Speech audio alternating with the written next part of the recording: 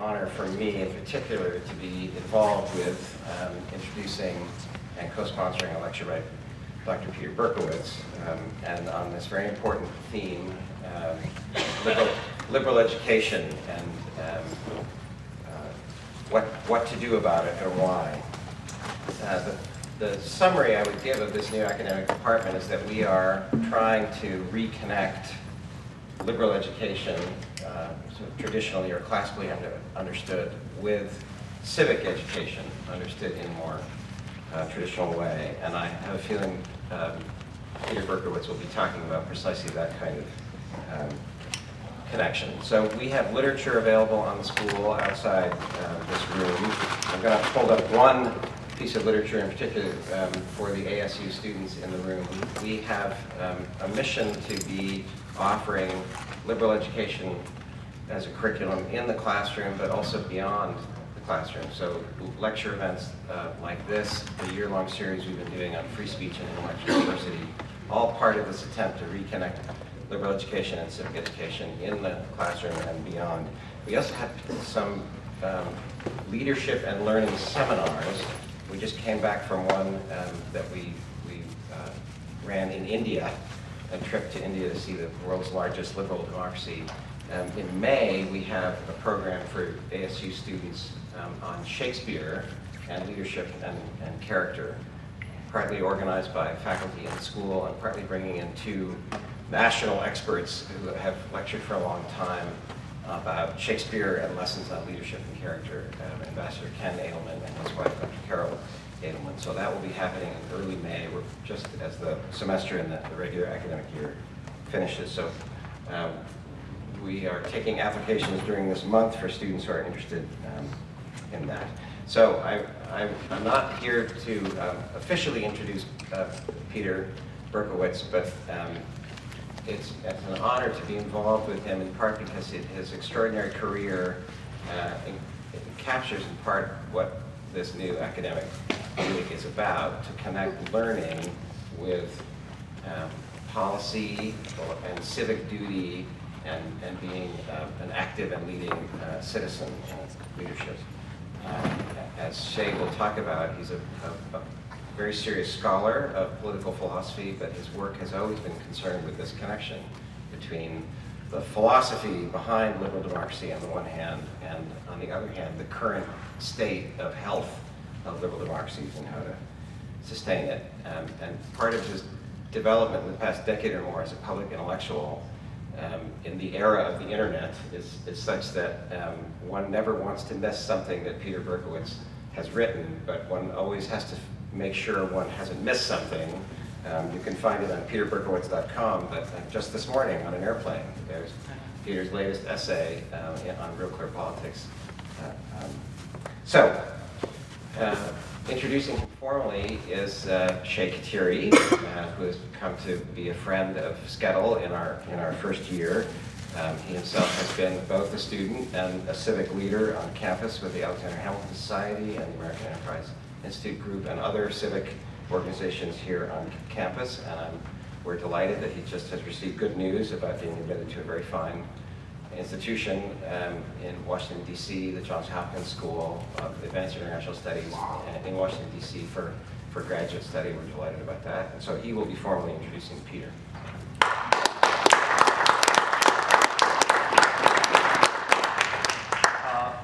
Thank you very much, all of you, for being here. On behalf of AEI Executive Council, welcome, and I want to make clear, whatever goes right here, the credit goes to Skedal, and whatever goes wrong, we are responsible.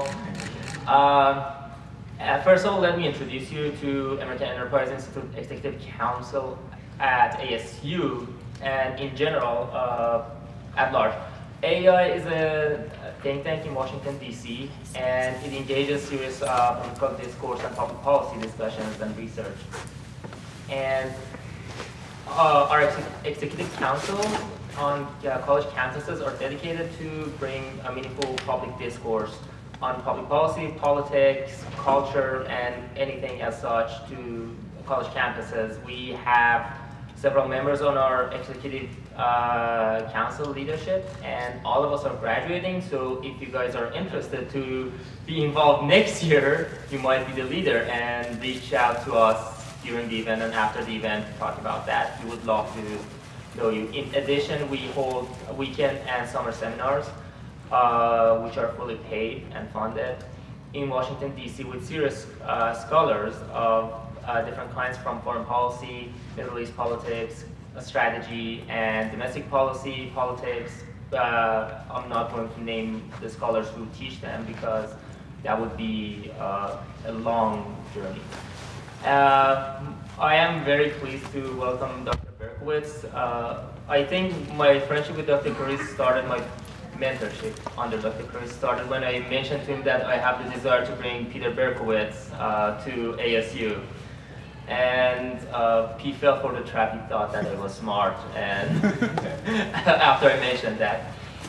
Dr. Berkowitz is Tad and Dianne Taube, Senior Fellow at Hoover Institution. And in addition to that, he is the Dean of Hertog Foundation and Dean of the Public Interest Fellowship, which are programs for college students and recent college graduates. In addition, he has taught at the Tikvah Fund. He teaches a course at Hoover Institution, which I had the pleasure to be one of his students for a day, and it is a wonderful course. You should all consider applying for it. And he, above all, most importantly, he's my mentor. He received his JD from Yale University and his PhD in political philosophy from Harvard University. Before that, he received an MA in philosophy from Hebrew University in Jerusalem and a BA in English literature from Swarthmore College in West Virginia. He's also a tennis instructor, or used to be. Used to be a tennis instructor. And when we decided to bring Dr. Berkowitz, the biggest challenge was what to have him speak on. Most people get a PhD and focus on that area of study. Dr. Berkowitz focused on pretty much everything, and he's a true expert on all areas of his areas of concentration, from military, civil military relations or military policy, grand strategy, political philosophy, and a range of other issues that and Middle East politics and a range of other issues. With that being said, I don't want to bore you too much. I know that you're not here to listen to me as much as I want to believe that you are. Please join me to welcome Dr. Peter Berkowitz.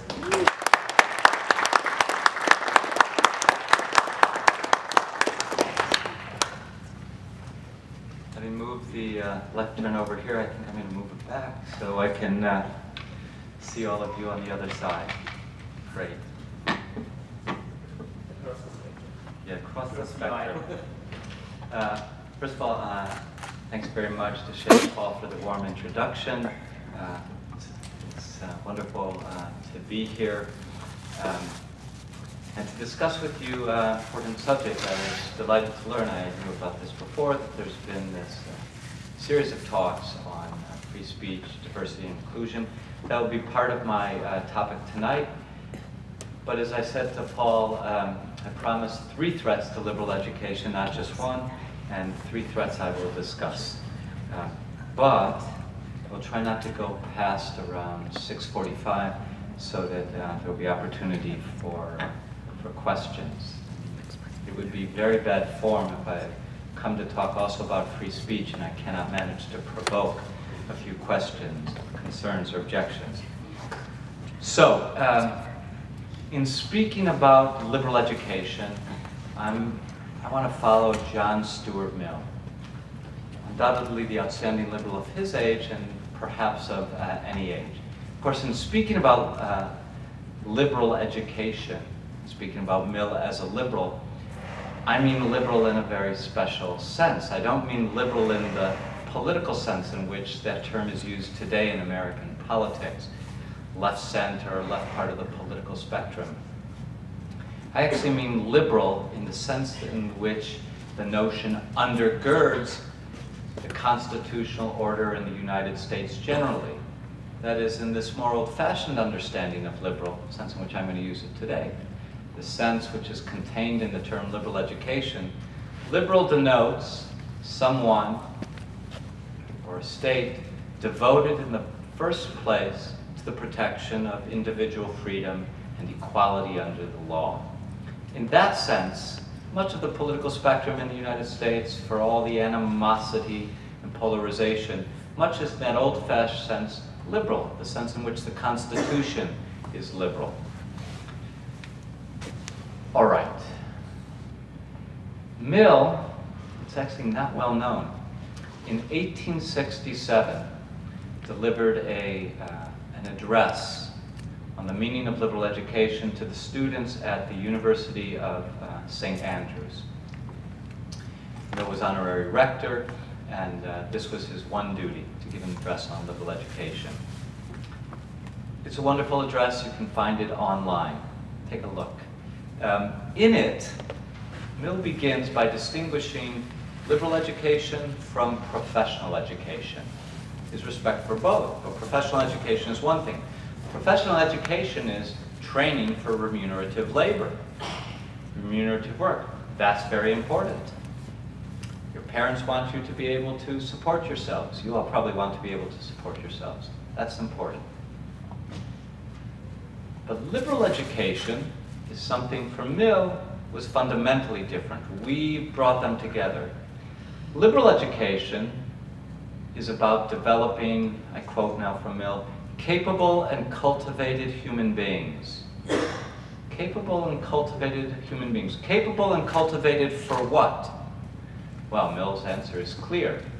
For freedom, to prosper as free men and women, to take care of yourselves, to govern yourself, but also participate in the governance of the country. In other words, the two meanings of self-government: to govern yourself, to be responsible for yourself, and to be part of a self-governing political entity, liberal democracy. How does liberal education contribute to developing capable and cultivated human beings? In two interconnected ways. Liberal education, when it's working, when it lives up to its proper mission, liberal education furnishes your mind and refines your mind. What do I mean by furnishing your mind? Liberal education introduces you to, at a high level, literature and history. It furnishes your mind with literature and history and science and morality and politics and religion, not by teaching you what the correct views are on all these matters, but by teaching you the history of opinions about these matters and exposing you to the history of controversies about these matters. It's furnishing your mind, but liberal education also refines your mind by teaching you better how to ask questions, how to formulate the issues. Liberal education equips you to see the several sides of the hard moral and political questions that we really care about. It both furnishes and refines the mind. Now, Mill also adds that, by the way, while you could be a competent lawyer, doctor, or business executive without this liberal education, okay, not really a word, but working as a business executive, an appreciation of the complexity of human affairs is a distinct advantage. Unfortunately, liberal education is not working as it should. Now, I'm no expert on the state of affairs at Arizona State University, but I'm going to make some generalizations about liberal education or undergraduate education in general throughout the country. Begin with the state of, well, it's a state of dysfunction on our campuses. Some well-known observations, been much in the news recently. Issues connected to free speech. A year ago, colleges and universities had a very bad semester. Began with very significant violence beginning of February at the University of California, Berkeley, in protests against a canceled speech that was to be given by, undoubtedly a provocateur, Milo Yiannopoulos. This was followed by violence at Middlebury College, where students sought to prevent a lecture by Charles Murray, a distinguished political scientist, long associated with, the American Enterprise Institute. In fact, things got so bad at Middlebury that Murray's faculty host, Professor Alison Stanger, had to be rushed to the hospital. Her students both grabbed her hair and pushed her. Also, the distinguished student, scholar of criminology and American culture, Heather McDonald, had her speech, her lecture at McKenna College, California, closed down.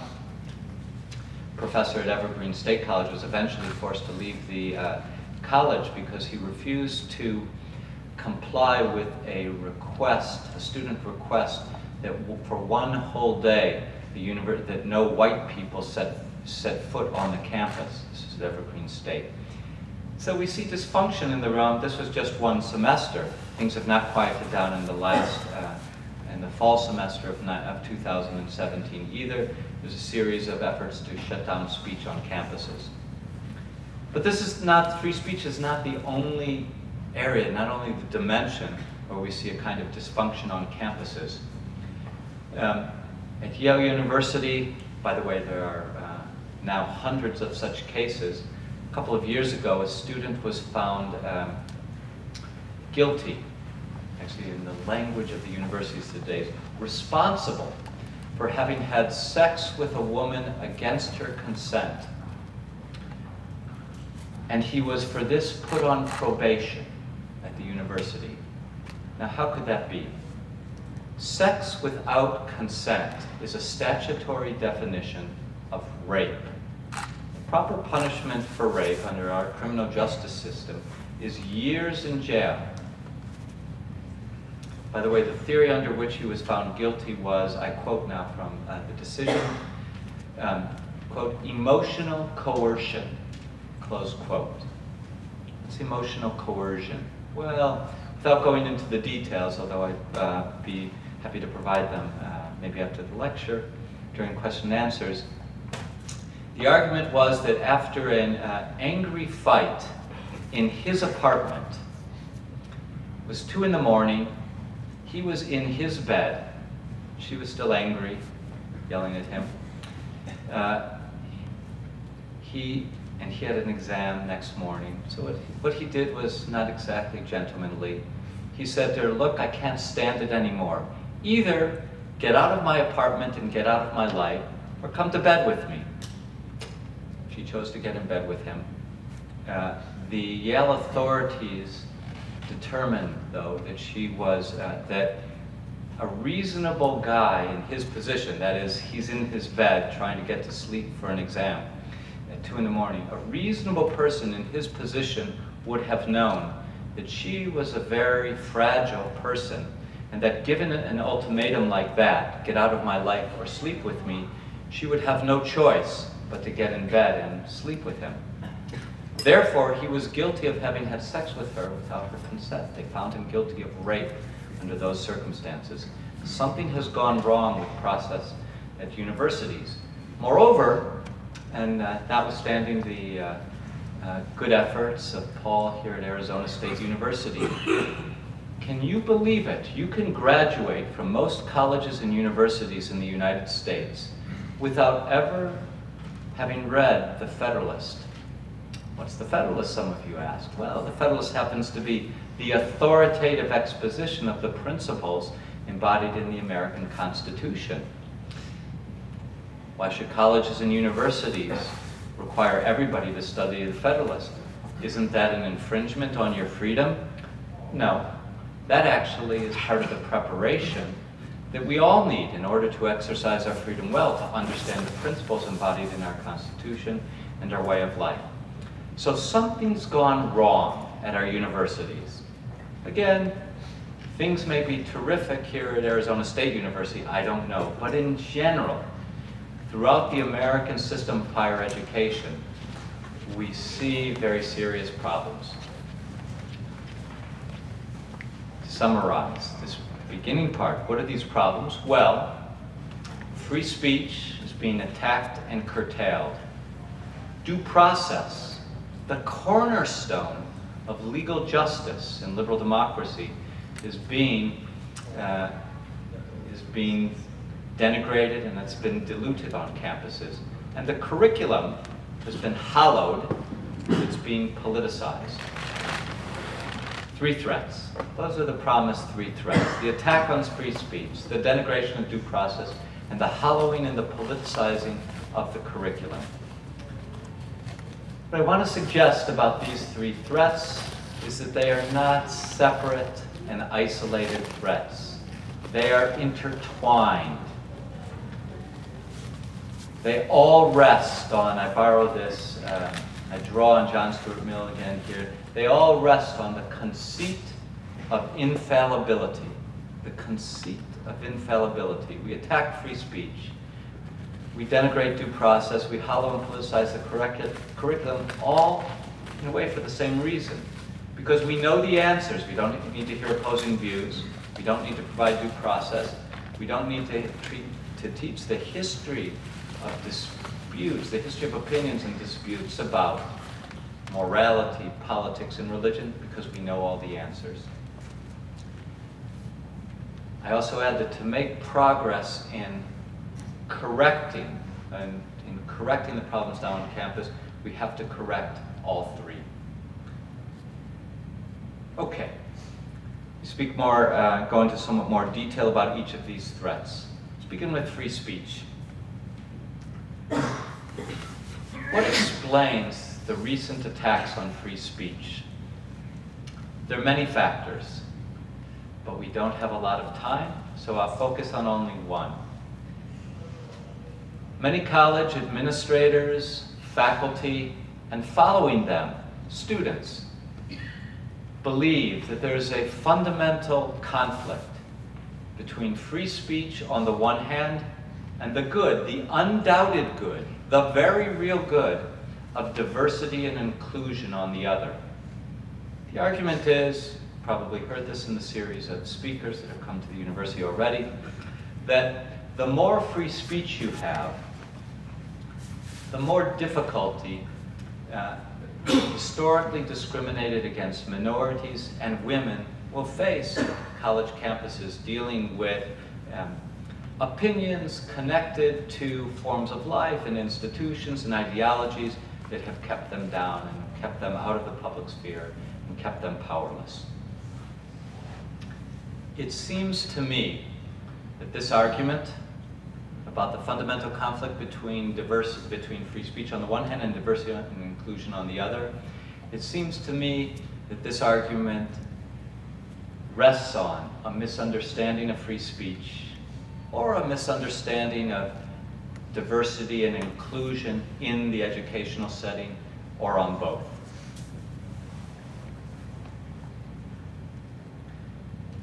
Let me make 3 observations. Some of you may find them provocative. That's not bad. But I regard them as all true, provocative or not. First observation.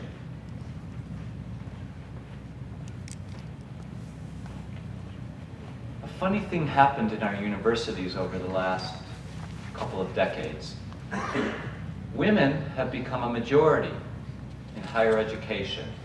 Today, in the country, approximately 56% of students on campus are women.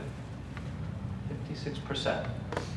Now, if you add to that majority, 56%, if somebody wins a presidential election with 56% of the vote, we regard that as landslide. If you add to that 56% historically discriminated against minorities, you have a huge majority on campus. In other words, that group for which we are limiting free speech women and historically discriminated against minorities represent together an enormous majority. And that majority, or the people who are making policy on their behalf, are actually doing what majorities have always done throughout history. Not something new, not something innovative, but what majorities have always done throughout history, which is devise policies and use what force is available to them to silence dissenting speech, to prevent those with unpopular views from speaking. Acting in the tyrannical fashion that John Stuart Mill thought majorities always act in. That's the first point about the new attack on free speech. Second point about the new attack on free speech. We often hear that free speech is, after all, a weapon of the powerful, a tool of white male privilege. This is historical nonsense, with all due respect.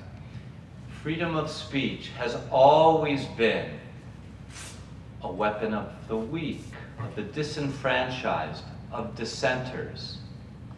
It's always been favorable to those who lack power, to the iconoclast, to those who march to the beat of a different drummer. No reform movement in the United States is conceivable without freedom of speech. Abolition, women's suffrage, civil rights in the 1950s and 1960s, gay rights, transgender rights today, inconceivable without freedom of speech. Now, freedom of speech also means that opinions, we all have different opinions which we dislike or which we think are harmful. Free speech means tolerating those. But as a historical matter, free speech has always been on the side of the dissenters, the iconoclasts, and the reformers. Third point. Free speech is by its nature diverse and inclusive. What do we mean by free speech?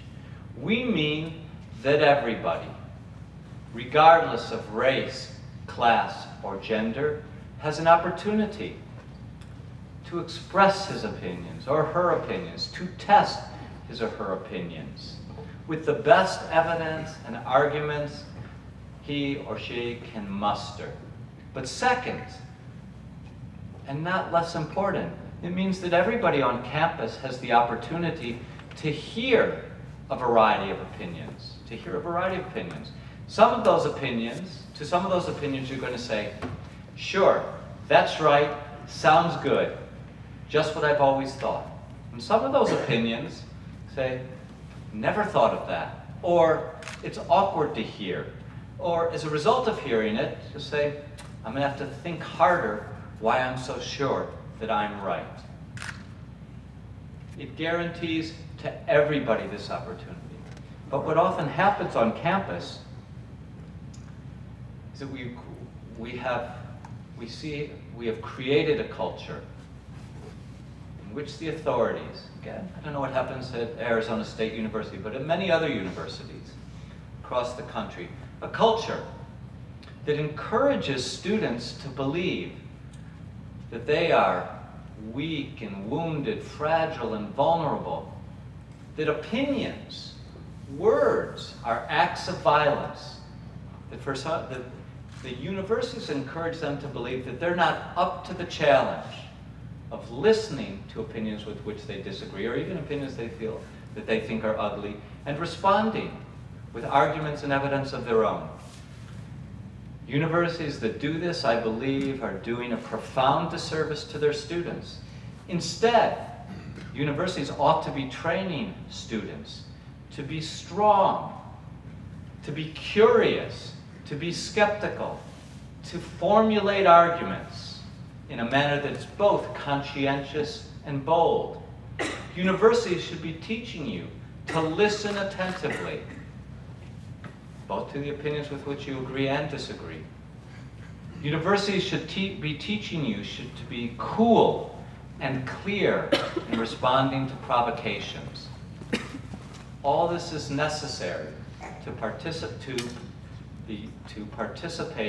in the life of liberal education. I only just got started and I'm running out of time. I have to try to speak more quickly.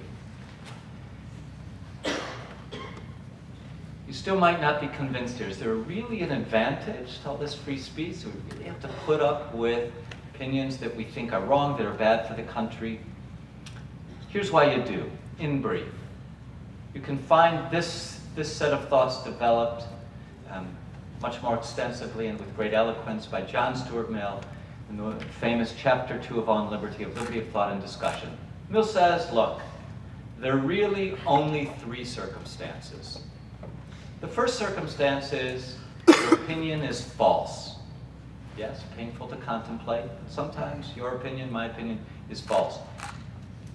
In that circumstance, of course we all benefit from free speech because we're going to have a chance to hear the true opinion in the so-called marketplace of ideas. You say, okay, you think that's a rare opinion, that's a rare circumstance, your opinion's false. Most of the time you think your opinion's true. Maybe so. Even in that circumstance, you have a very keen interest in freedom, in free speech, and it being protected. Why? Because unless you're challenged, your opinion, your true opinion, will grow stale and desiccated. You're going to lose your understanding of the assumptions of your opinion, the reach of your opinion, the implications of your opinion, yes, even your true opinion, the limitations of your opinion. By encountering wrong-headed views, you get a chance to formulate the arguments in responding. You get a chance to formulate the arguments that support your opinion. Good for you. But, says Mill, the most common circumstance is the third circumstance. Not that you're wrong, not that you're right, but that your opinion is mixed, that you're partly right and partly wrong. By the way, what's the implication? That the other person, that the common circumstance is the person on the other side of the aisle, believe it or not, is partly right and partly wrong. And freedom of speech, confronting a variety of opinions in the classroom, in the public spaces of the university, on the internet, wherever, confronting a variety of opinions, enables you to sift out what is false in your opinions and to discover what is true in the opinions of people with whom you generally disagree. All right. What can be done to encourage freedom of speech on campuses? Well, lots of things. Again, maybe your university has done them. First and foremost, and this is still a problem, again, I know at ASU, but at many universities around the country, one still finds speech codes. All speech codes should be immediately eliminated. All forms of censorship should be eliminated. Second, freshman orientation. Did you have a section in freshman orientation on free speech? Many colleges and universities have a section on diversity and inclusion. In fact, there are colleges and universities where all of orientation is devoted to diversity and inclusion. Diversity and inclusion is good. Freedom of speech is good as well. It should be part of freshman orientation. Here's something else. Colleges and universities. Colleges and universities should punish those who interfere with other people's free speech rights. Remember, free speech rights include at least two components. One component is the right of people to speak. But there's another component, the right of people on campus to hear views. If you shut down or silence someone else's speech, you're not only interfering with the speaker, you're interfering with the educational opportunities of students on campus to hear opinions, whether they're right or wrong. In addition, colleges and universities maybe should publish every year a statement on the condition of free speech on campus. And finally, colleges and universities, not maybe, I think colleges and universities actually should adopt a policy whereby they strive, you can't do this in all areas, but they strive to achieve, they strive not to take a stand on the great political controversies of the day. Is that because I think there's some great virtue in neutrality? No. Is it because I fail to recognize that universities don't have a stake in some of the great controversies? No, in some of the great controversies they do. I want university administrations to strive as much as possible not to take stands on the great political controversies of the day, so that you all, the students, can prosper in a framework where you're free to adopt whatever position seems best in your eyes and to defend that position without either having the burden of confronting your own university, or for that matter, without having the burden of simply puppeting, of parroting what your university says. I'll have to be brief on the two other threats. We've already, I should add this, especially because I'm in Arizona, home of the Goldwater Institute. Most colleges and universities will not adopt the recommendations I have just advanced. At least they're not going to adopt them anytime soon. These recommendations concerning free speech. But, as I hope you know, public universities are subject to the First Amendment. Your university is not allowed to restrict speech that is protected by the Constitution. Other state universities, I don't know about ASU, nevertheless, have not been so good about protecting free speech.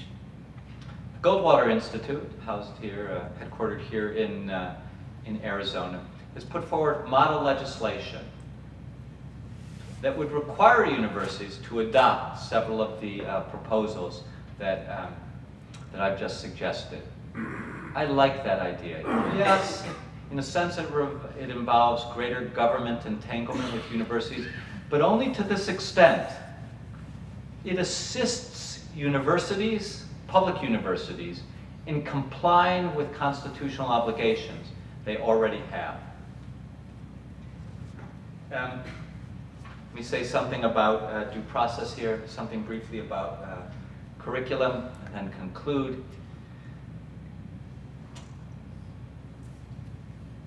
The problems with due process, the denigration and denial of due process, like the curtailing of free speech, are bound up with this conceit of infallibility. What I mean is, we've created a bureaucracy, a Title IX bureaucracy on campuses. Title IX is federal, it's a federal statute which proclaims that any universities that to continue to qualify to receive federal funding, universities, colleges and universities must not engage in discrimination against students on the basis of sex. It was enacted in order to ensure equality for women, but it's actually written in a gender-neutral way. So discrimination against men actually is also forbidden, at least if a university wishes to continue to receive federal funding, and all universities receive so much federal funding that they would not be able to operate if they lost it. The denial of due process rests on the conceit of infallibility. Rests on the claim that if a woman brings a charge, it must be true. As a result of this way of thinking, what have universities done? They've created essentially a separate judicial system which no longer presumes innocence. Often it actually presumes guilt. It denies men who are accused of sexual assault. It denies them representation. Sometimes it doesn't fully tell them what the charges are. It prevents them from bringing evidence. It denies them legal counsel. Uses the lowest standard of evidentiary proof. preponderance of the evidence while denying them all kinds of guarantees that are provided in civil trials, and much worse. Universities have even been known, after all that elimination of due process, fair process, universities have even been known to disregard their own low standards in order to get the results that they think are appropriate. But isn't there a rape epidemic on campuses? The answer is no, there's not a rape epidemic on campuses. Yes, the highest officials on the land have said that 1 out of 5 women who go to college will be sexually assaulted. No, there is no evidence for that claim. The evidence that is brought forward is deeply, deeply flawed. From the best statistics compiled by the Department of Justice, we know that while women face a threat everywhere, undergraduates are at less risk of sexual assault than women who live off campuses. By the way, if 1 in 5 women were sexually assaulted on campus, that would make your university campus a more dangerous place than inner city Detroit. Highly unlikely. Now, yes, of course, even 1 assault is too many. Please don't misunderstand. We should have no toleration for sexual harassment. Sexual assault is a heinous crime. Any woman who brings a charge and consults university authorities should be provided immediate medical care, psychological counseling where appropriate, and if she wants to bring a charge of sexual assault, should be directed to law enforcement officers. Shouldn't all women, though, just be believed? I'm afraid we can't operate on that principle. And the reason we can't operate on the principle that all women should just be believed is for a very simple reason. Women also are human beings. And we know something about human beings, not just from a study of human history, all history, but also from the best cognitive science that is available today. The best cognitive science available today tells us that for all human beings, memory is an extremely weak faculty. We human beings, constantly forget. Actually, more dramatically, we human beings constantly remember events that never happened. And we human beings constantly reconstruct the past in a manner that serves our own passions and interests. For that reason, because women are human beings, women's charges cannot be exempt from the protections of due process. There's more to say, but I want to leave room for questions, so I'll make a brief comment about the curriculum. Not done yet. I'll make a brief comment about the curriculum. The curriculum has been hollowed and politicized. Most colleges and universities, there's no core curriculum. Every once in a while, universities use the term core curriculum, but by core curriculum, they just mean a few courses, any ones you like in social sciences, a few in the sciences, a few in the humanities. There is no rhyme or reason to your studies, though. This is harmful in 2 respects. 1, this way you will never acquire a respectable understanding of either the civilization of which your university is a part, Western civilization, and for that matter, you will never acquire a respectable understanding of other civilizations, civilizations of which you are not a part, non-Western civilizations. Second, without a core curriculum, a set of books, a standard study, by the way, this obviously I don't mean it must be 4 full years. This could be even a year-long curriculum. I prefer 4 full years, but I'm realistic. So let's say a year or 2. Without this, you will lack a common fund of books and ideas with which you can engage in conversation with classmates, discovering both points of agreement and points of disagreement. A core curriculum actually fosters serious conversation among students. What it does not do is foster agreement. It does enable you, though, to have richer, deeper, more rewarding conversation about disagreement. The curriculum is also about the matters you disagree on.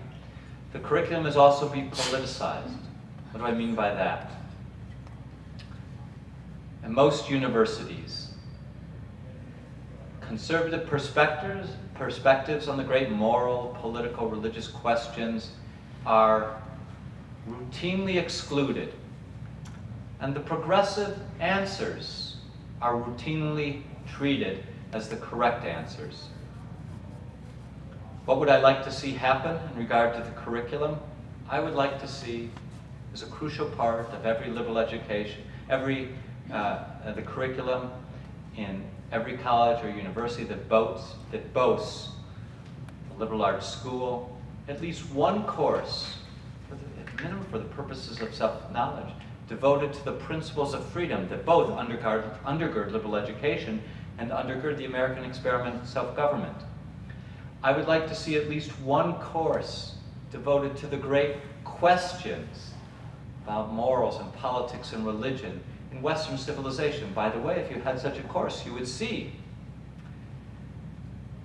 that Western civilization provides seminal and conflicting answers to these great questions.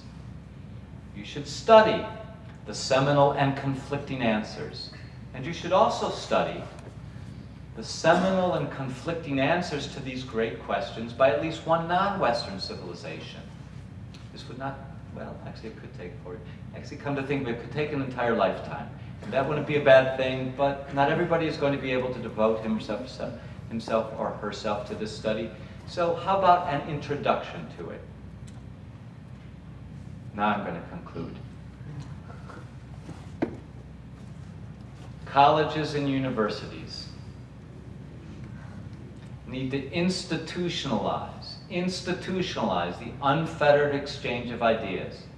Colleges and universities need to govern campus life on the premise that all students, male as well as female, share equally in rights, and therefore due process must be an essential feature of campus justice.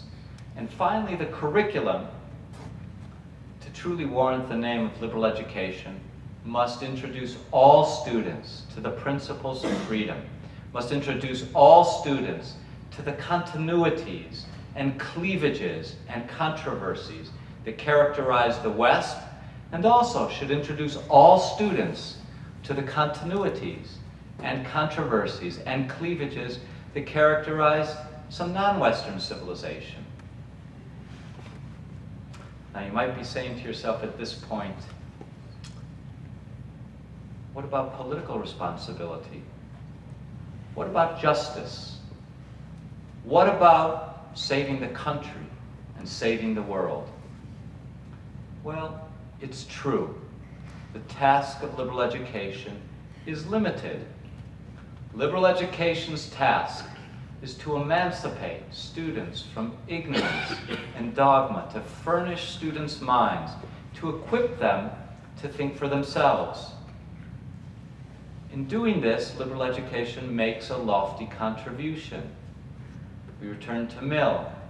It develops capable and cultivated human beings, capable and cultivated for what? For freedom, for self-government. Why is that important to us? Because self-government is essential to liberal democracy. And liberal democracy is the regime most compatible with our freedom, our equality, and our natural desire to understand and live well and rightly in the world. Thank you very much. I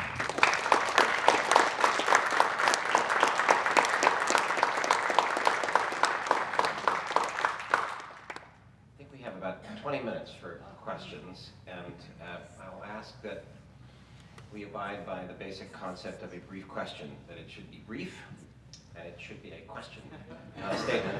So if you would, we'll have a microphone circulating. If you just briefly identify yourself and then pose a brief question. Hi. Hi, Leslie Jeffries, of course. I served on the University Hearing Board. I've assisted with various investigations with their Student Rights and Responsibilities Office. I suppose I can speak to some of your observations. I'd like to ask your thoughts on them. Two observations that I had in my training. Number one, yes, memory is easily compromised by our passions and prejudices, especially as college students if they've been compromised by other substances.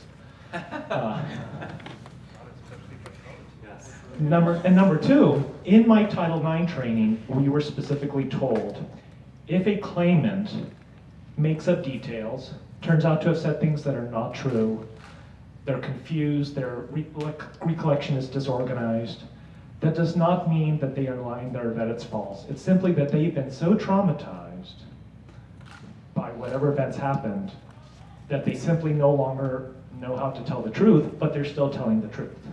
Okay, so Wes, Yes. How do we approach that from a rule of law due process standpoint? We condemn it. After condemning it, we explain why it's entirely unacceptable. Of course, entirely unacceptable. It's entirely unacceptable as a part of process. Now, of course, it is true that sometimes individuals can be so traumatized that they can't think straight, see straight, or recall straight. But it is simply outrageous to incorporate as a premise in a judicial system that inability to remember correctly is evidence of the truth of a claim. It's certainly not that. It may be consistent with, but it's not. That doesn't hold logically. It doesn't hold based on the science. It doesn't hold based on experience. And you cannot run a judicial system that way. That premise, once again, presupposes guilt. What it says is there are two circumstances. One circumstance is that the accuser, who is often, in some forms of Title IX training, those who make accusations are called victims, which is getting ahead of things. There are two circumstances on the basis within this framework. One, the accuser speaks accurately, and therefore the accused is guilty. Second circumstance is the accuser speaks inaccurately, and therefore the accused is also guilty. That's a way of presuming guilt. In free societies, we reject the presumption of guilt. We operate on the presumption of innocence, and we ask that those who bring serious accusations provide evidence. In that circumstance, what you're describing is a bizarre situation in which no evidence is necessary. I'll go even one better than this, because the situation is even more grave than that. A view that was, many of you will be unfamiliar with this name. The name is Catherine MacKinnon. Catherine MacKinnon is a law professor. In the late 1980s and the early 1990s, she developed a form of radical feminism, which has now become the conventional wisdom on university campuses among administrators and many, I won't say all, but many Title IX officers. And in MacKinnon's language, incendiary from the late 80s and 90s, has become the conventional wisdom. I think it's actually quite insulting to women. But the claim was that we live in, this is her language, a, quote, male supremacist society. So ugly is our society, so discriminated against our women, so brutalized are they by everyday experience in our male supremacist society, that women, MacKinnon speculates, are incapable of giving meaningful consent. Think about what that means. If women are incapable of giving meaningful consent, if they say yes, well, that's a result of false consciousness or ideology. If that's right, all sex is presumptively rape. Because even if a guy gets yes, yes, yes all the way along, the woman is incapable of actually meaning what she says. By the way, if you think I'm exaggerating all this, I think the new gender editor at the New York Times is named Jessica Bennett, and she published a piece in the Times just a couple of months ago in which she asserted that for cultural reasons, some women are incapable of saying no. In other words, women lack agency. Well, that undermines the premise of American liberal democracy, which is today, which is that women, no less than men, are capable of freedom and democracy. So, yes, I'm deeply worried about the doctrines that have been incorporated into Title IX. I do think that they are actually, yes, insulting to women. They don't describe the women I know. And I think they actually contribute to infantilizing the university community. And I'll make one other point. Whoever thought, why do we think it's a good idea for universities to be investigating allegations of rape? I understand sexual harassment, but rape is an extremely grave crime. Perform this thought experiment. A student is accused of murdering another student. Would you convene a committee of literature professors, chemistry professors, and anthropologists and undergraduates to investigate allegations of murder? I don't think so. What if one student is accused of stealing another student's car or vandalizing it? Would you ask a faculty committee to, take fingerprints, look at the scratches, go investigate? I don't think so. I think you would call the police. Now, again, rape, having sex with a person without her consent, a woman without her consent, is an extremely grave crime. Maybe the only crime graver is murder. Why in the world would you think that professors and administrators and students are in opinion to adjudicate so serious a matter? I'll give you the reason. Because you want more guilty verdicts, because you presume guilt. In other words, this flies in the face of the criminal justice system, the understanding of justice that we've been developing for hundreds and hundreds and hundreds of years, and common sense. Please. Yeah, Dr. Berkowitz, thanks for being here. I teach 12th grade literature. I lead a great book seminar every morning with my students, and we just finished Paradise Lost, and we start Hegel on Monday. Wow, I'm impressed. Thank you. My question is we love the discussion that comes out of it, and I guess we're sold, if you will. But I've given some thought, and I don't know the answer. How do you maybe give the elevator pitch, if you will, and talk about liberal education? I never use that word. I have to use classical education because then you have to explain, as you did, liberal. Yeah. Is there a way to maybe convince the unconvinced or even the ambivalent on the joys of liberal education? Yeah, if you wanted, we could, I wouldn't, because liberal education adds something, education specifically pertinent for regimes devoted to freedom. But I'm not that opposed. You could get pretty far by just speaking of education, because as opposed to indoctrination, for example, I think the elevator pitch is that, at least in my observation, wherever it's tried, young kids, young men and women, high school students, college students, come alive when they get the opportunity to read great works of literature, history, political ideas, and get involved in a serious conversation about what these ideas mean and whether they're true or false. We like it because, and you don't have to say, it might, people are easily offended, so if you say, as Aristotle said, we have a natural desire to understand. But we do. We do. And we like conversation. And conversation, through dialectic of question and answer, is how we learn. And we have a passion to gain a greater understanding of our place in the world, and we have a passion, especially when we're young, when the world can be quite mysterious to us, when we're asking questions. We care about the kind of life we're going to live because things are not set in stone, we still have options, and we recognize they're puzzles. What does a good life look like? And when you study Milton, you get some opinions, some sharp opinions. You study Hegel, you get other opinions.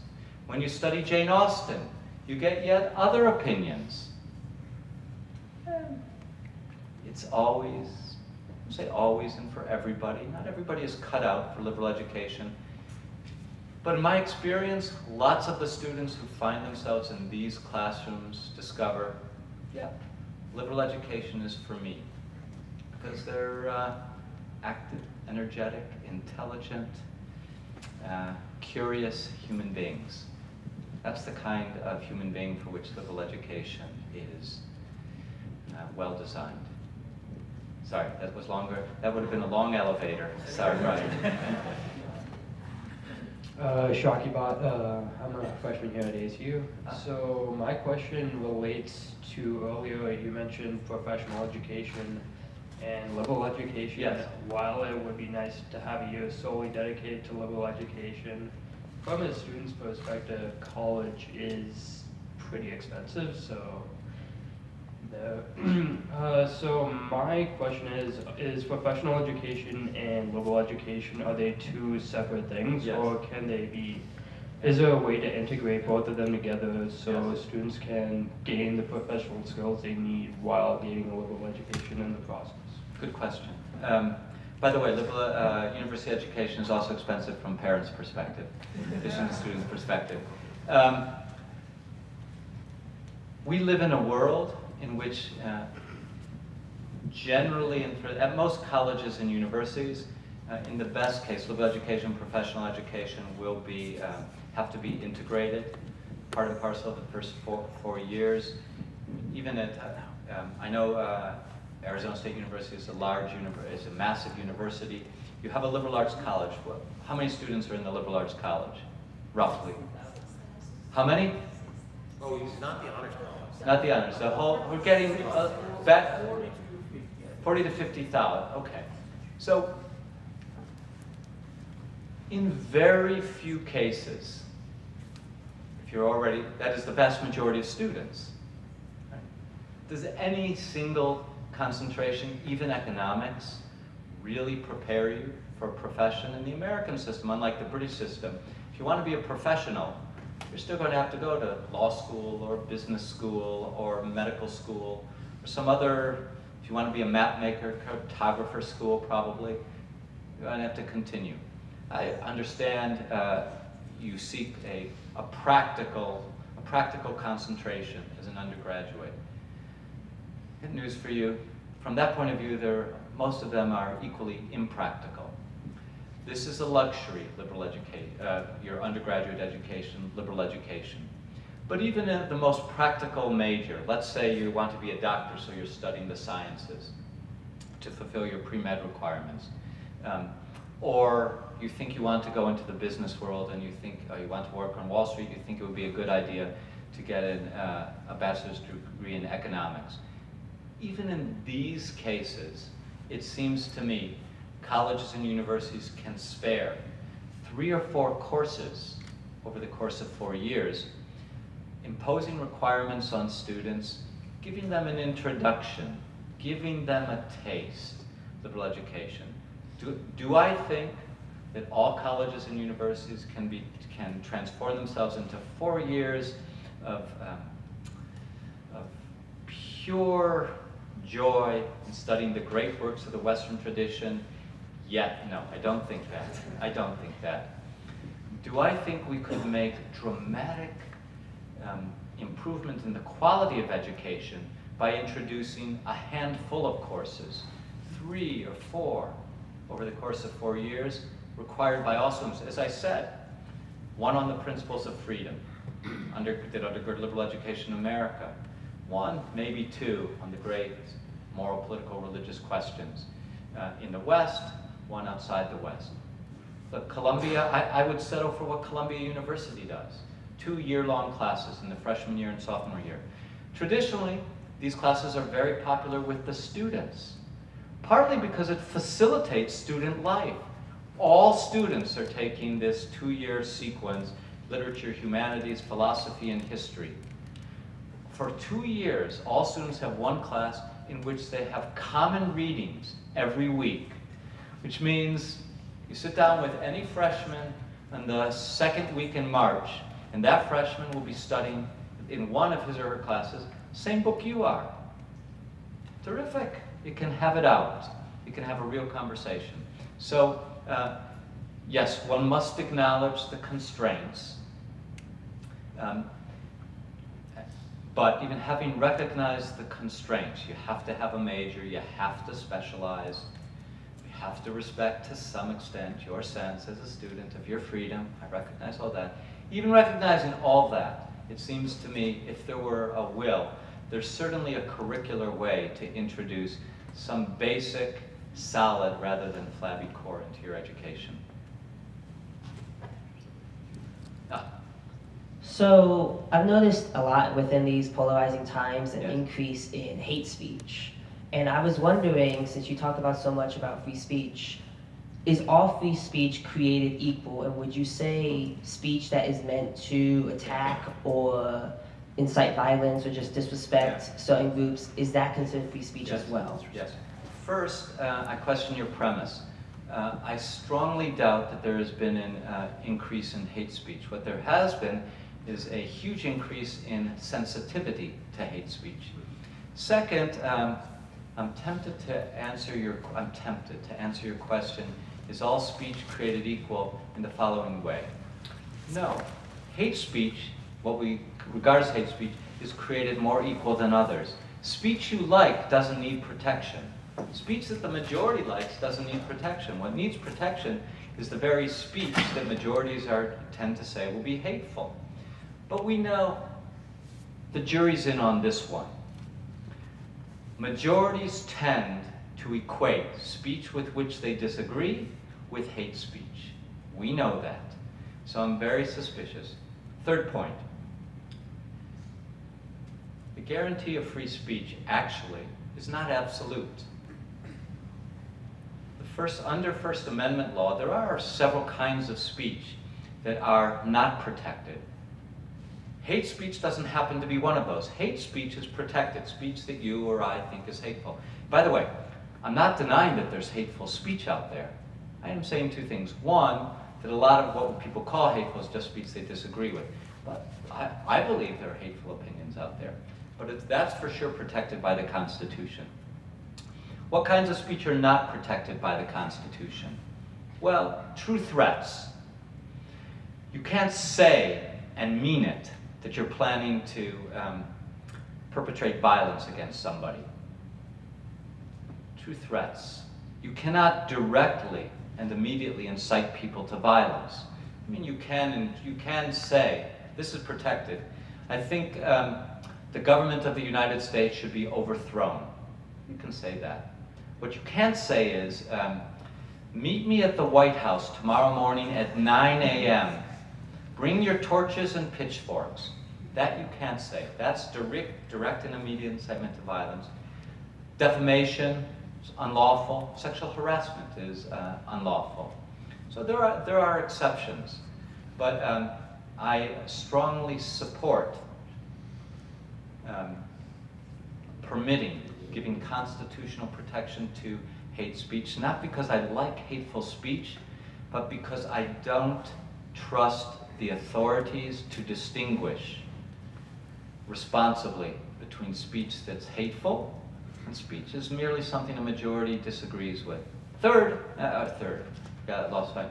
But finally, I should add, I guess I agree with Justice Brandeis, who said sunlight is the best disinfectant, and other justices who point out the best remedy in a free society to even hateful speech is more speech which exposes that true hatefulness of the speech that you think is hateful.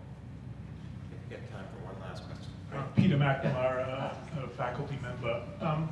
The debates about the curriculum have been around for a long time. Alan Bloom's book came out in '87. The other two things you point to, though, the two threads, Yes. are very recent. Yes. And do you have any thoughts about whether they're all connected? You sort of pointed Yes. to one way they're connected, but the timing seems odd that they, Yeah. one was around for a long time and the two are very recent. Oh, I think there's a deep connection. In fact, now, the curriculum debate, yes, it's true. Alan Bloom in The Closing of the American Mind in 1987 laments the hollowing and politicizing of the curriculum. But that debate goes at least as far back, actually, as 1951, in William F. Buckley's first book, God and Men at Yale, which the precocious Buckley, who's just graduated from Yale, spends a summer collecting and studying and annotating syllabi from the social sciences and the humanities at Yale University. It's Buckley's by far his most boring book, because even Buckley can't make syllabi interesting. But his point is that humanities and social sciences at Yale University are designed to teach collectivism and atheism. So that goes a long way back. But what's the connection? I don't think it's an accident. And I should have mentioned this during the talk, because I said these threats are intertwined. So I really thank you for reminding me that I need to address this. One of the consequences of hollowing out the curriculum and politicizing the curriculum that Bloom documents in 1987 is that we've educated a group of faculty members and administrators who are unfamiliar with the arguments for free speech and the roots of due process in our traditions and the indispensableness of both free speech and due process for the defense of free societies. These topics have been purged from the curriculum. That's why the destruction of the curriculum that Bloom documents is in significant measure is one of the factors that explains how, in liberal education, an education supposedly devoted to freedom, we now see regular, routine attacks on indispensable supports of freedom and liberal education, free speech, and due process. Therefore, I should have also added, if you can't get one of these reforms without the other. You're not going to be successful in institutionalizing free speech and governing campuses with, on the basis of due process until the day comes when universities start again actually teaching, and teaching regularly, the principles of freedom.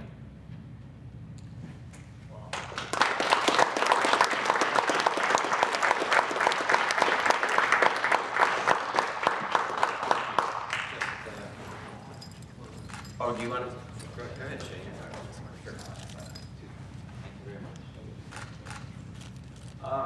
Thank you very much for all of you for being here. In the spirit of university and academia, I'm going to leave you with a homework tonight. And the first homework is for students here. Who's a student here? Okay, great. Could you please, when you go home, Google AEI academic programs and take a look at what we have and what we have to offer for all of you. And I promise you, it's been a fascinating journey for me to be with AEI for the past 3 years, and the opportunity to go to graduate school wouldn't have happened without the help of a lot of organizations, primarily AEI. And second homework for everybody here is to go home and check Scale's website and see what we have to offer. A lot of the things that Dr. Berkowitz talked about the curriculum, is included in our upcoming classes for next semester.